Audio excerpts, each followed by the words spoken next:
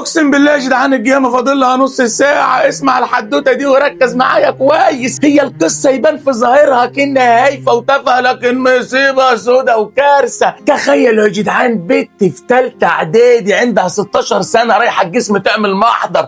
طب ويعني يا عمده ما يمكن حد ضربها، حد اتحرش بيها، حد مد ايده عليها، حد عمل فيها اي مصيبه اقول لك لا، دي رايحه تعمل محضر في ابوها اللي ربى. طب ما يمكن يا عمده ابوها منعها عن الصلاه، يمكن علقها في الباب، ربطها في النجفه، يمكن عزق، يمكن عمل فيها اي بلوه ما حدش عارف الزمن ده ما يحصل فيه ايه. والله العظيم عملت محضر في ابوها عشان منعها تروح فرح صاحبتها. يعني قال لها يا بنت الكي مش هينفع تروح الفرح، راحت نازله على طول على الجسم عامله فيه محضر. والمصيبه السوداء بقى ان امها راحت معاه. يعني بدل ماما مثلا تروح مديها بالشبشب وتقول لها اقعد يا بنت ده ابوكي، انا مش عارف ازاي الافكار دي جت في دماغ بنت عندها 16 رايحه تعمل محضر لابوها. والسبب انه منعها انها تروح فرح صاحبتها، فنزلت الجسم عملت محضر فابوه. ده ايه الجيل الغريب ده ايه الايام السوداء والحزن التجيل اللي احنا فيه ده يا جدعان. وانت اللي اسمكم ما واخده بنتك اللي في ثالثه اعدادي الجسم تعمل محضر في ابوها،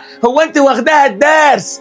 ده بدل ما تقولي لها عيب يا بنتي، ده بدل ما تقولي لها ده ابوكي مهما كان في بينك وبين جوزك مشاكل، توصل انك توافقي بنتك انها تروح الجسم تعمل محضر فوق.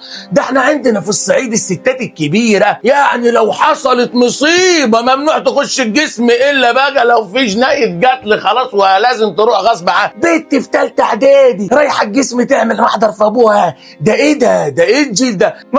محضر في ابوها عشان قال لها ما تروحيش الفرح. طب ما يمكن مثلا عنده اعتراض على اخلاق صاحبتك، عنده مشكله في ليه مكان بعيد، يعني ايا كانت الحجه اكيد الموضوع ما يوصلش لكده. ده انا ابويا كان لما يلسعني بالشوك عشان ما شربتش ده دي جنايه بقى، ده حريقه ولع في يعني والله العظيم كنت اتخانق انا واخويا، كان يقفل الباب ويقلع الحزام ويدور فينا الداع لحد ما جلدنا يقول يا بس. وبعدين بقى لو جيت اقول له ليه يا بابا سامحني انا اسف، ولا امي تروح جايه لي انت هترد على ابوك، اسكت، يروح ابويا رازقني بالجافه يقول لي مش هما اكلمك قد ما ترد. تبقى قاعد كي محتار كي مش عارف ترد ولا قاعد مزغوف، هترد هتاخد على جفاك، هتسكت هتاخد على وشك. ده يجي اليومين دول ده انا بنت عندها 4 سنين قاعده عند 6 هادي الوقت لسه امها مكلماني بتقول البنت اما تعمل شجاوه خد سكاتها. قلت لها هتعمل اي شجاوه هقعدك في النوت كورنر. ما انا بقى عايز احاول اعمل التربيه الحديثه بقى والشغل الحديث، ما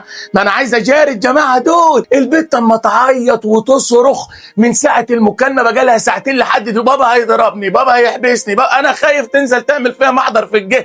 وخصوصا ان هي اصلا دلوقتي قاعده فوق جسم النوز، يعني جسم النزهه تحتها عيد الكي في وشها، يعني يا دوبك هتعدي الشارع تلاقي الجسم والاقي نفسي انا في الكلبوش في ثانيه. ما احنا في ايام سودة يا جماعه. هو بر الوالدين اتشال من منهج ماركه حذفه في اخر تحديث للفيسبوك. وبعدين انا عايز اعرف دلوقتي التربيه الحديثه هي الصح ولا الحزام هو الصح؟ ما انا بقيت محتار ومش فاهم يا جماعه اعمل ايه. انا عايز اربي البت صح ومش عارف، دلوني قولوا لي يا جدعان في التعليقات اعمل ايه بالذمه يا جماعه. شيروا لهم وابعتوا لهم وقولوا لي ابوكوا وربكوا كيف، واحزنوا على زمن الحزام الجميل.